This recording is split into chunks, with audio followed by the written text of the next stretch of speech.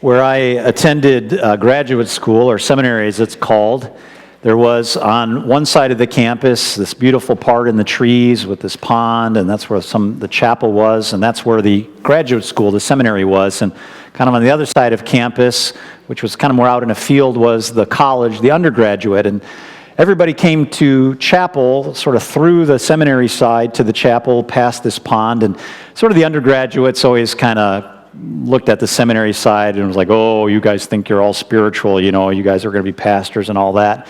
And I remember one day as the students were all sort of filing past this small pond to the chapel, somebody had stuck a sign up there that said, "Seminarians, please no walking on the water." It's interesting, the school left it there for a really long time, and it was kind of a fun little pointed jab at those who were in the graduate school. As we come to this event in Matthew chapter 14, and Peter strikes out of the boat and onto the water, it sort of raises the question, what's the point? What are we supposed to learn from this? Are we supposed to follow Peter's example and actually try to prove how much faith we have by walking out on the water? Am I supposed to cut hours off my trip to Wisconsin by just driving straight across Lake Michigan rather than going around and through the city of Chicago? Are we supposed to spiritualize this and say that, well, maybe I can take shortcuts over the ponds of life and not have to go around them? I'm pretty sure that this is here not as a lesson on physical water walking. If it was, Peter sure didn't get it. Not just now, but even later. Do you remember a couple weeks ago when we were looking at the question, Peter, do you love me? Jesus met the disciples on the Sea of Galilee, and Peter was in a boat at the time. And what did he do? He jumped out of the boat and he swam to shore. He had another chance for water walking. He decided, I'm not doing that again. So what's the key lesson? I think the lesson here, when Jesus asks the question specifically, why do you doubt?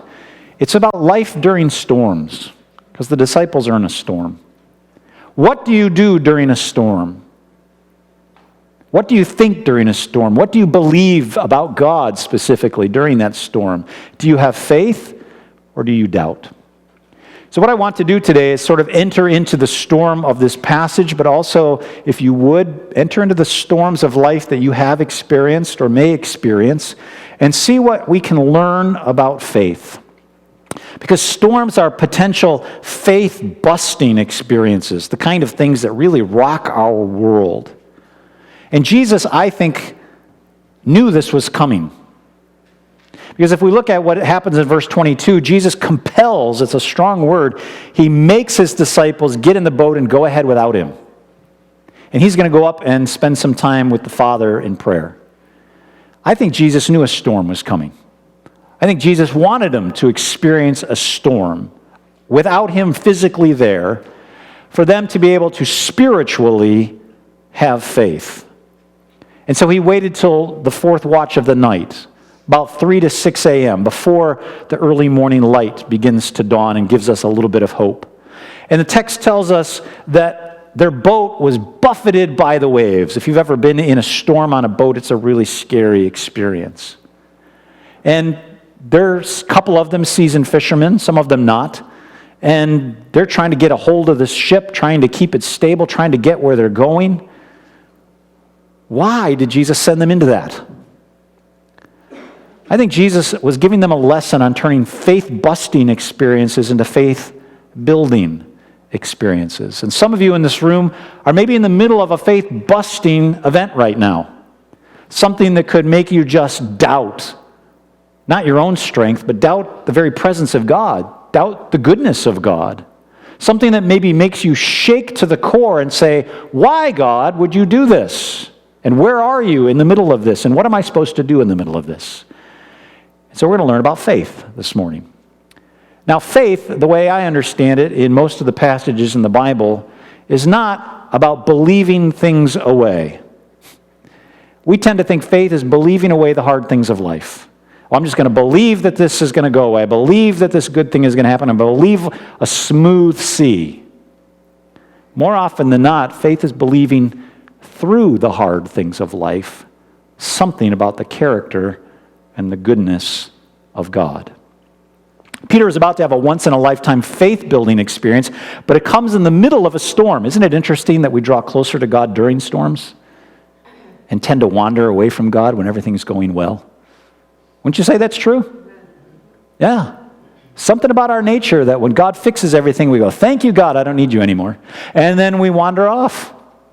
And then when a storm comes, we're like, where's God? And we draw closer to him. We just need to own how weak we are in that.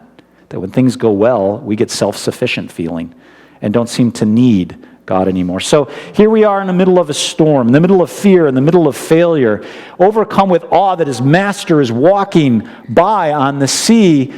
Peter in verse 28 asks this important question that sort of hinges everything that's going to happen next. He says, Lord, if it is you, tell me to come. So Peter wasn't about to step out on the water if this was just some kind of a phantom. But if it's truly Jesus, if he's really there, then Peter's going to take a step out of the boat.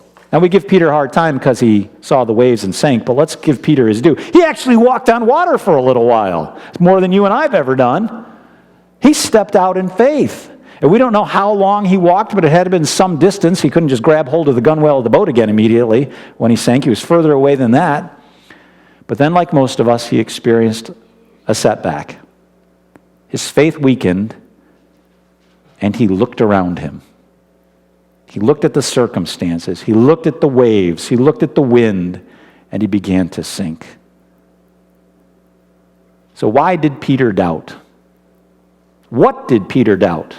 I mean, he must have doubted something, right? Because Jesus' question that's in front of us this morning was, why did you doubt? What was he doubting? Let's not go too fast past that.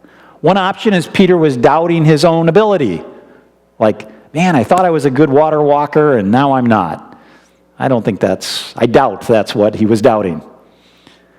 Maybe he was doubting his own faith. Like, man, if I just believe stronger, I could be a better water walker.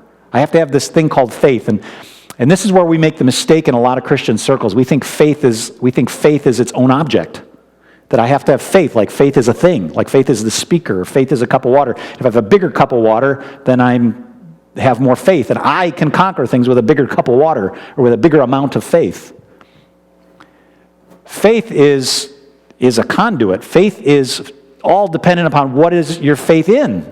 What is the object of your faith? And for Peter, it was all about Jesus. If it is you, I'll walk out there. I'll have faith. So when we say, I need to have greater faith, it's not that you need to have more of this object called faith. It means you need to have a bigger conduit to who is at the end of faith, and that's Jesus. It's his character. It's his power. That's what having more faith is. It's not something you generate. It's something you receive from Jesus. So failure to walk through the storms of life is not a failure of strength. It's really a failure of faith. It's a failure of believing something about God in that moment. And can I just tell you, the storms of life will come? I know I do this a lot, and it's got to be really depressing to come hear Pastor Scott talk, but I like to be a realist, okay? I'm not the fuzzy pie-in-the-sky guy. Some of you are in the middle of storms right now. And can I just tell you, for those of you that it's calm and peaceful, that's wonderful. It's not going to stay that way. I'm sorry, but storms come, don't they? They come. Debt, disaster, disease, divorce, death, and those are only the D's. What if we work through the rest of the alphabet? And the question is, are you going to sink? Are you going to try to swim? Are you going to walk through? I said that the key lesson for this morning really was, what are you going to do during a storm? But as I've begun to say earlier in the service this morning as we were singing, it's really, where do you look during the storm? Where do you look during the storm? And so we're going to talk about three options of where you can fix your gaze, where you can look when the storms of life are raging. And the first is the most common. You can fix your eyes on your problems. And the result is you will sink in despair. Let's just face it, this is usually where we start. Look what's happening. Why is that happening? I didn't plan this. What am I going to do? This is enormous. And we we fixate on the problem around us. The disciples had been in the middle of the problem. They had been in the middle of the storm. In the Gospel of Mark, we're told that they've been straining at the oars, right? They've been working hard to try to get the ship to where it needs to go. And then Jesus shows up, and they think he's the word really is the word for phantom, that he's like a ghost, an apparition. It's interesting to me that their problems were looming so big that they didn't even recognize Jesus in the middle of the storm. And I wonder how often that happens to us. That when we look so hard at the problems and we're working so hard to solve the problems, that when Jesus shows up, we don't even recognize him. And we just keep rowing. Because that can't be Jesus. Because this is a big storm. And he often comes in ways we don't expect. I mean, let's be honest. You don't expect somebody walking on the water in the middle of a storm. But maybe God's going to show up in your storm in a way you also don't expect. In a way that didn't first look like where you wanted, you thought Jesus would show up.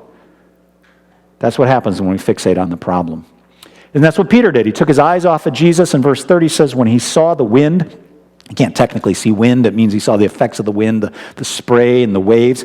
He was afraid. Our life groups are going to dig into this concept of fear this week.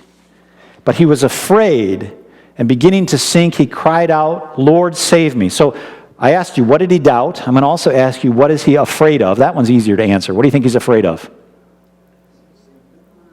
Dying, right? He's going to drown. I mean, that's it. I had my spiritual high moment of walking on the water, and the next thing I know, I'm dead. Wow, talk about, mountaintop to valley, just like that. And he's afraid he's going to die. A very legitimate fear at this moment. And he cries out, Lord, save me. See, he let the wind occupy his thoughts more than he allowed Jesus to occupy his gaze. This happens all the time. We fixate on a problem, I do it, you do it, and big problems look bigger, and even small problems loom large. When you look at something close up for a long time, even what didn't seem like a problem yesterday feels like a problem today. So I'm going to put you through the paces this morning. Those of you who need reading glasses, you should have them out. I want you to take a look at the chair, the row, the pew in front of you for a second. Look at the wood. Look at the fabric. Those of you who are in the back, look at something else. Examine it. Look for flaws. You're going to find some. Anybody seen scratches? Places that probably could be, buffed up a little bit. There's lint on the fabric you didn't notice before. Anybody find glitter? I always find glitter in here. I don't know where that comes from. Glitter should be outlawed. It never goes away. The longer you look, the more you'll go, man, these things need to be repaired. These things need to be fixed up. You can do that with anything. You go in your car and do that. Go to your house and do that. Just for interest's sake, this week, as I was writing this, I went up to just a random spot on the wall in my office and put my nose about that far from it, took my glasses off, put my nose that far from it, and I looked at it. And most of it's like pretty smooth. Oh, there's something got in the paint there. Oh, something got in the paint there. For years, it's never caused me any concern or worry. I didn't even notice it was there. But if I look at it closely, and if I look at it long enough, now I'm starting to worry about, it shouldn't be like that. It should be better than that. When we fixate on our problems, they get bigger. So consumed by them that what was a moment ago for you, not even an issue, now you're noticing there are issues.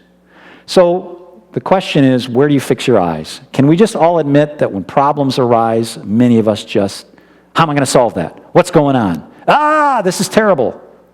And that's where we start.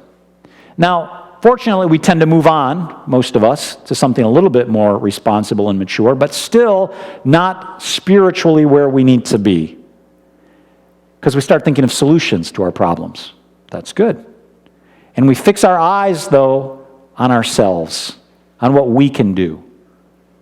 And for a while, we might swim. I worded it this way. Fix your eyes on yourself, and you can swim for a time. And that's where most of us go. We see the problem, it looms large, maybe even bigger than it is. Some of us really worry and we focus on it, it gets really, really big, and then finally we go, all right, I got to do something about this. I'm going to swim, and I'm going to fix this. I'm going to do this, and I'm going to do this, and we make some progress, right? Peter, again, he'd been working, he'd been straining at the oars. Sometimes it's hard to see God, though, when we're working so hard. When we're trying so hard to solve our own problems, we either don't know that we need God, or he's standing right there and we don't even notice him. Where had Jesus been all this time that they were straining at the oars? He'd been praying. He'd been spending time with his heavenly Father. He'd been gathering strength. See, self-sufficient people work under their own strength. Their eyes are fixed on themselves. And I just want to confess to you, this is a lot of me right here. I don't freak out about problems actually too much, the first one. I mean, I do as much as anybody, but I'm usually like, okay, problem, let's solve this. You know? While other people are still screaming, I'm usually going, all right, here's what we're going to do. I'm kind of quick to let's fix this. Oh, but then I spend a long time on how am I going to fix this? And what do I need to do? And I could do this, and I could do that. I'm going to study this. I'm going to research that. I'm going to try this. And some of that is just being responsible. At least that's how I spin it for myself. But I can also tell you, I know when it goes past normal responsibility to just forgetting to talk to God. Not leaning on him. Self-sufficiency. Hey, I got my head above water. I'm swimming. Okay, I'm not walking on water, but I'm swimming. I think I can get back to the boat. I think I can make this work. I can handle this. I can figure it out. I can solve this problem. Strong people ought to be able to tread water. When I was in college, I had to take this kind of required physical ed type course that required us to have to learn life-saving and to tread water for 30 minutes. So it was one of the pass-the-test moments. They had to throw you in the water, no life jacket, no flotation device, and you had to tread water for 30 minutes. That's a lot harder than it sounds. Those of you who think it sounds hard, it's a lot harder. I passed. I did it.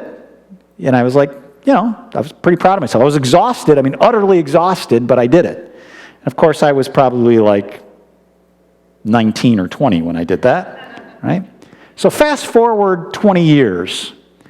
I'm on a mission trip, the first one that we took to Belize, Central America, and there's half a dozen of you were probably with me on that from this group. And after we'd done all of our mission work, at the end of the week, we got to do a little R&R, and we went out onto the Caribbean, and we went snorkeling by some coral. It's beautiful. Well, as we were going out there, some wind was coming up, and the guide was kind of noticing, this is getting a little choppy, and the one key place we want to take you that's the biggest swim, that's the closest to the main part of the sea outside of the coral reef that sort of blocks some of that, that's the hardest place, it's the choppiest. We're going to go there first before it gets any worse. And it's the longest swim, and here you go. Normally, he'd take you to a shallow place, you'd get accustomed to your snorkel gear, make sure, but we had to go there first if we were going to do it. So he tells us, how to do your snorkel stuff, and over the side of the boat we go. And I never used snorkel gear other than just messing around in a pool once. So off we go. There's this long swim, and the waves are going, and my snorkel stuff was all messed up. I got water up in my eyes. I got sea, salt water in my mouth. I'm trying to breathe, and all I'm doing is sucking water. And the big lesson was don't get into the coral.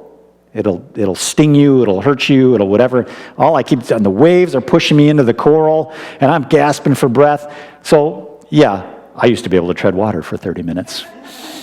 I'm about 5 minutes into this thing, and I honestly think I'm going to drown. I'm like going to die. But I'm a man, and I will not ask for help because everybody else seems to be doing okay.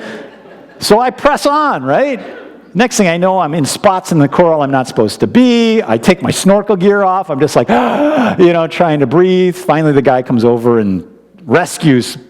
Yeah, he rescued me. All right. I wanted to say help, but let's just be honest. He rescued me. Kind of pulled me out. I got my gear straightened out, and he gave me this little small flotation thing to help. Oh, man. Talk about wimpy feeling. And I felt like a complete loser. But about 5 minutes later, it was like, oh, hey, this is great. Everything's working. I don't have to work so hard. I can enjoy the beautiful coral and all of the creatures and all that, and got back to the boat. It was a humbling moment for me. But I had to ask for help. I had to cry out. I had to realize, Scott, you're not able. And once I realized that and took my eyes off my problem and took my eyes off myself and my self-sufficiency, and I ought to be able to do this, and just said help, What a change. I got some help. And life was suddenly better and enjoyable again. Now, my pride has to kick in just enough to tell you that I did that again a couple of times on other mission trips, and I was able to do it without any help the other times. Just telling you that. I know that's pride, and I'm sinning right now, even in front of you, but oh well. There it is. Are you exhausted yet from your self-sufficiency? Are you tired from trying to make it on your own? Cry out to God. See, that's what this passage is telling us. In the middle of all of this, cry out like Peter cried out. And Jesus immediately grabbed him and helped him. It's not the world's message. In fact, I ran across this banner ad on a website I'm going to put up. This is for Western Michigan University. And trying to encourage students to kind of make a plan for their lives. It's a good idea. But what interested me is the wording they chose, which came from a poem I'm very familiar with. I'm going to read to you in a moment. And so their ad says, "Those who are masters of their fate and captains of their soul change the world." Hey, students, make a plan. Go out there and grab life by the horns. Grab the wheel as the captain and steer through the storm and make life what you want it to be. This comes from a poem called Invictus by William Ernst Henley. He wrote it in 1875 at sort of the height of Victorian England when the industrial age was going, colonialism was still just kind of finishing its strength. He was an amputee. His other leg or foot got infected and they wanted to amputate, and he said no, and he went to another doctor and he was working through getting strong again on that. And in the infirmary, he penned this poem of, "I will not be bowed. I will succeed. I will get through." It says, "Out of the night that covers me, black is the pit from pole to pole. I thank whatever gods may be for my unconquerable soul. In the fell clutch of circumstance, I have not winced nor cried aloud. Under the bludgeonings of chance, my head is bloody, but unbowed. Beyond this place of wrath and tears looms but the horror of the shade. And yet the menace of the years finds and shall find me unafraid. It matters not how strait the gate, how charged with punishments the scroll. I am the master of my fate. I am the captain of my soul." It's a strong poem. It's a well-written poem. It's a completely misguided, unchristian poem. In fact, that latter phrase, "it matters not how strait the gate or how charged with punishments the scroll," refers to Matthew chapter 7, verse 13 in the Sermon on the Mount, in the King James Version, where it says, "Enter," we say enter through the narrow gate, but the King James said, "Enter through the strait gate. For wide is the gate and broad is the way that leads to destruction." And so what Henley was saying is, I know what Jesus said, go through the strait gate, otherwise there's going to be trouble and destruction. He says, no, I don't care about the strait gate. I don't care about the warnings of punishment. I'm going to go my way, my path, how I want to go, because I am the master and the captain. And I'm sure it was just some marketing department that did that for Western Michigan. But that's what they're telling students. You can control your life. You can be in charge, right? You can be master. And I want to say to students, you believe that, and you're going to go down with the ship. Because you're not in control. Is your eyes fixed on yourself?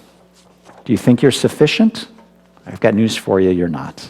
So it brings us to the last option.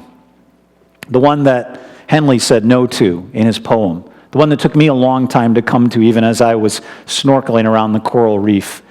And that is, you got to cry out for help. You got to cry out for help. And fix your eyes on Jesus and walk in his power and his peace. Peter said, "Lord, if it's you." That's where he got the faith in the first place, was the presence of God. But when he took his eyes off Jesus and the presence of God in the storm, he began to sink. Again, the good news in verse 31, immediately Jesus reached out his hand and caught him. Can I just tell you that if you cry out to Jesus in your storm right now, he's there. And it says immediately. He doesn't go, well, let me see how far you can swim. Or, well, I'm going to watch just a little further from a distance. We might not always feel it, but he is there and there immediately. You know, in verse 27, when Peter asked,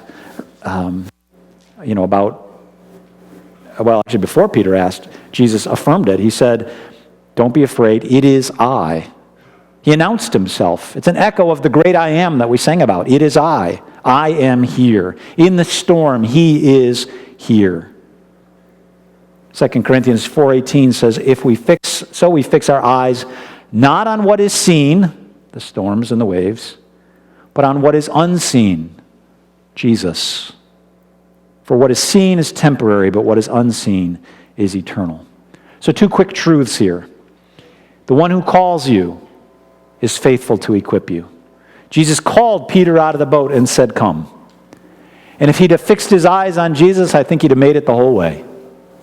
Because when God calls us to do something for him, to minister for him, to get involved in a ministry, to get involved in someone's life, he will give you the strength and the peace and the power. He will equip you to do it. But you've got to believe. You see, the doubt that Peter had was not about his own faith. The doubt was about Jesus. Is he really there? Does he really love me? Will he come through for me? See, that's the doubt. It's about the object of our faith. And for a while, the object of his faith was Jesus, so he took his eyes off Jesus, and then he wondered if Jesus was enough. And so when we talk about increasing our faith, we're talking about fixing our eyes more on him and less on the things around us. And so when Jesus calls you to be equipped, or calls you to do something, he will equip you as well. And we talked in a class I was teaching earlier this morning about how God does that incrementally, so that we'll continue to depend on him. Imagine for a moment I was a very wealthy person and wanted you to build a subdivision and said, hey, I want you to build this, and I could do it a couple of ways. You go, I don't know if I'm that skilled at that.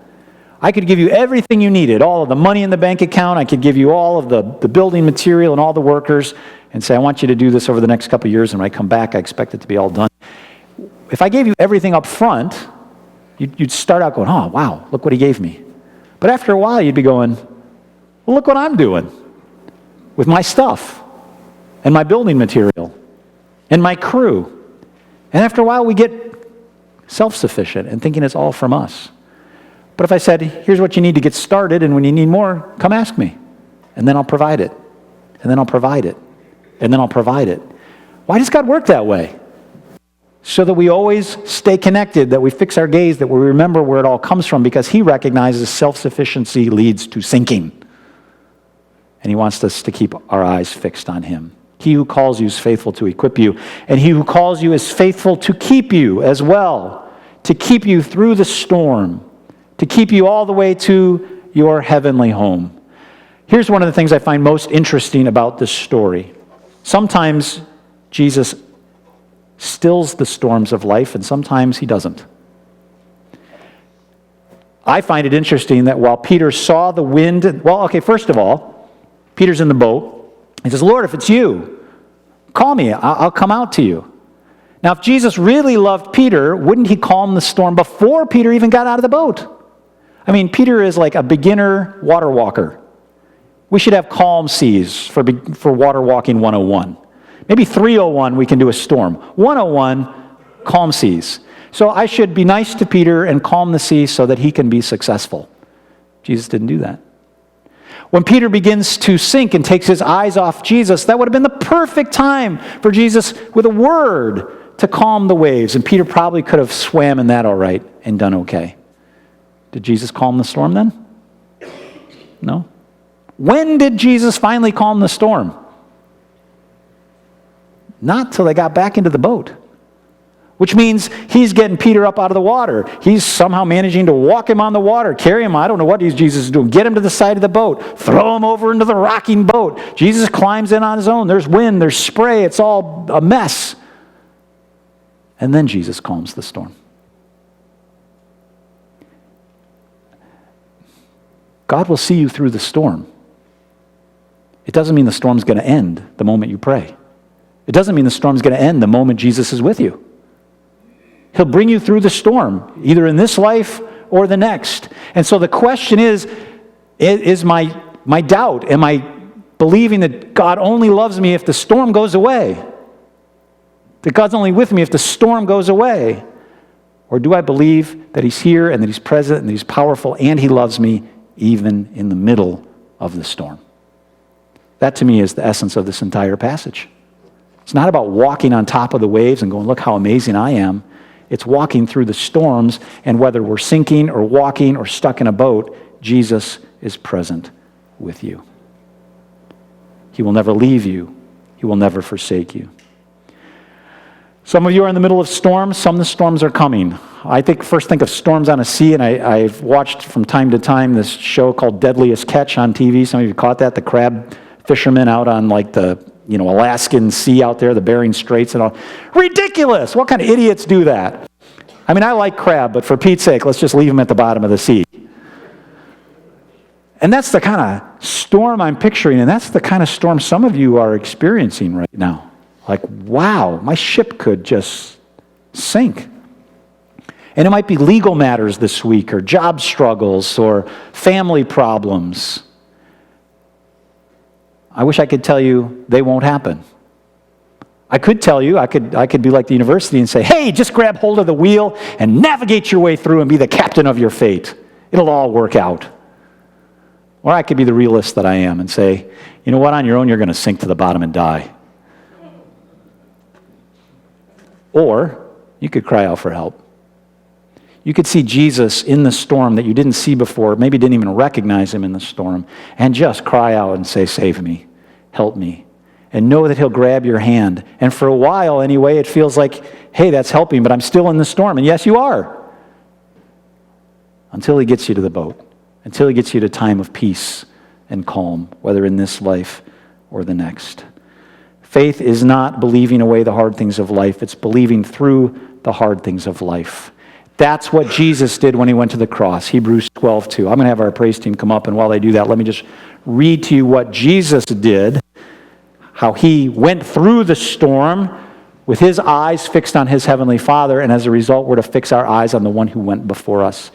Hebrews 12:2 says, let us fix our eyes on Jesus, the author and finisher of our faith, who for the joy set before him endured the cross. Read, went through the storm, endured the cross, scorning its shame, until he sat down at the right hand of the throne of God. Fix your eyes. Cry out. Let him grab you and you grab him. Scorn the shame. Walk through the storm until the time comes for you to sit down in peace and rest at his right hand. The song that we're going to sing is called Reckless Love, and it's an interesting, maybe a peculiar title. It's centered on the story Jesus told of the shepherd who would leave his 99 sheep and venture out to save just the one. That's how much he loves us. But, I think you might apply that to this passage. It's a bit of a reckless love here for Jesus. He could have made it easier for Peter. He could have calmed the sea before he stepped out of the boat. But Jesus had a bigger lesson to teach Peter. Fix your eyes on me. Stay with me. Keep with me. And you'll get through. And it seems a little crazy. It seems a little reckless. Peter could have drowned. But that same Peter who learned a lesson we find later on the day of Pentecost preaching before people, when threatened with whips and beatings, said, go for it. I'm preaching Jesus. Do you think he learned to keep his eyes fixed on Jesus? Oh man, he learned. And he learned it here. Let's stand and thank God for his reckless love.